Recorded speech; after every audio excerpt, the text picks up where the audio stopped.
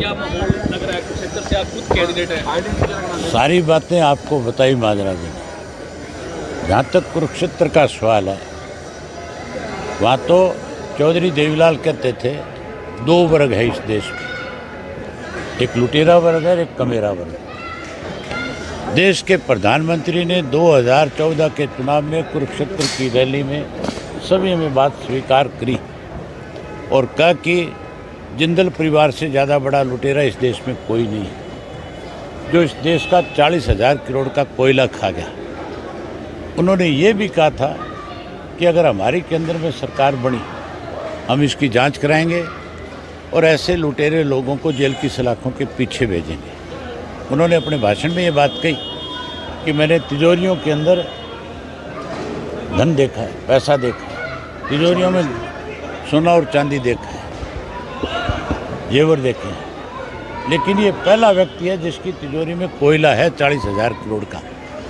मेरी प्राथमिकता होगी कि कोयला निकलवाऊं और ऐसे लोगों को सजा करूं। तो वहाँ तो लड़ाई सीधी सी लुटेरे की और कमेरे की है। मेरा चुनाव वहाँ का जो खेती से जुड़ा हुआ व्यक्ति है, जो अपने आप को किसान मानता है, वो लड़ रहा है।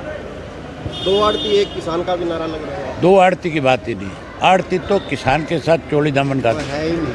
ये आड़ती थोड़ी है, तो दिल्ली का है। ये तो पूंजीपति है, अरबपति लोग हैं जिनका देश की 5वें, 6ठे, 7वें स्थान की सूची में नाम आता है। ये लुटेरे हैं, आड़ती लुटेरा नहीं है।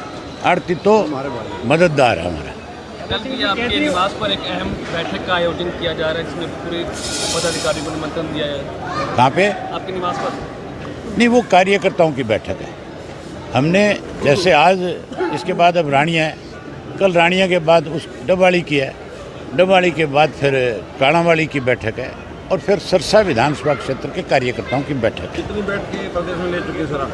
ये 18 हो जाएंगी कल पूरी, इन दिनों और उसके बाद लगातार हम हर जिले में जा रहे हैं। अभी जी, इन दिनों ईडी का खेला खूब खेला जा रहा है। दिल्ली के मुख्यमंत्री को भी गिरफ्तार कर चुके हैं। कल भी दिल्ली के एक मंत्री से काफ़ी देर तक पूछताछ की गई है। अगर कोई गलत करा है वो भुगतेगा।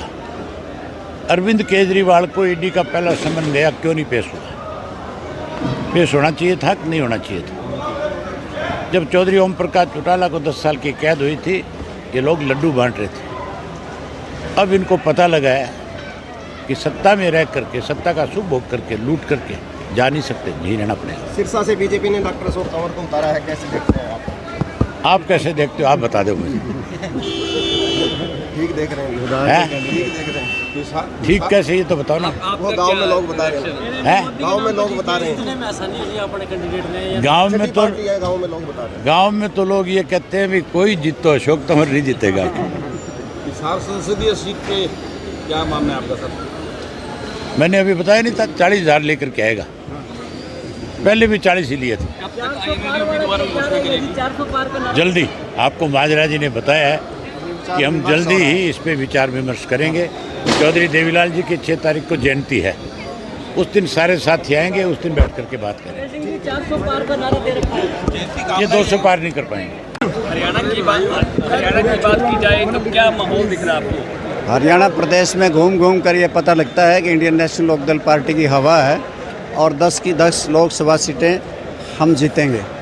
बीजेपी दावा कर रही है कि हरियाणा में पिछले 10 सालों में खूब काम करवाए हैं, किस तरह देखते हैं आप? मैंने सारी बातें आपको मंच के माध्यम से बताई हैं, पर भारतीय जनता पार्टी ने इतना ही था कि उन्होंने काम किए हैं और बड़ी पार्टी है तो कांग्रेस पार्टी से 6 उम्मीदवार उधार के ना लाती और अपने पाले में ला करके उन्हें फटका ना पहनाती और कैंडिडेट ना बनाती।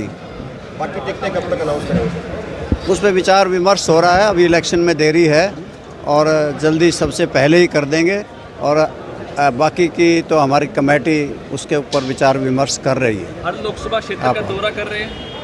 सभी लोकसभा क्षेत्रों में जाएंगे, हर कार्यकर्ता से मिलेंगे, पुराने नए सबको मिलाकर एक मजबूत संगठन खड़ा करेंगे। पहली सूची कब आ रही है सर? इस बात का अभी से कह नहीं सकते। कांग्रेस भी चुनावी मैदान में है, लगता है कि मुकाबला हो पाएगा?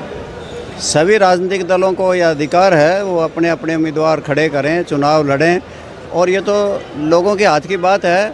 लोगों का मन लोकदल में होगा तो लोकदल जीत जाएगा, अगर कोई और में होगा तो वो जीत जाएगा। इनेलो के मुकाबले में कौन सी पार्टी मानते हैं जी, बीजेपी या कांग्रेस? हमें कोई किसी पार्टी को अपने मुकाबले में नहीं मानते। सबसे पहले हमारी पार्टी के लीडर अभय सिंह चौटाला ने अपने आप को मैदान में उतारा है, और आपने देख लिया होगा कांग्रेस पार्टी का तो, कि वो कहता है तुम आगे चलो लड़ो, दूसरा कहता है तुम आगे चलो लड़ो।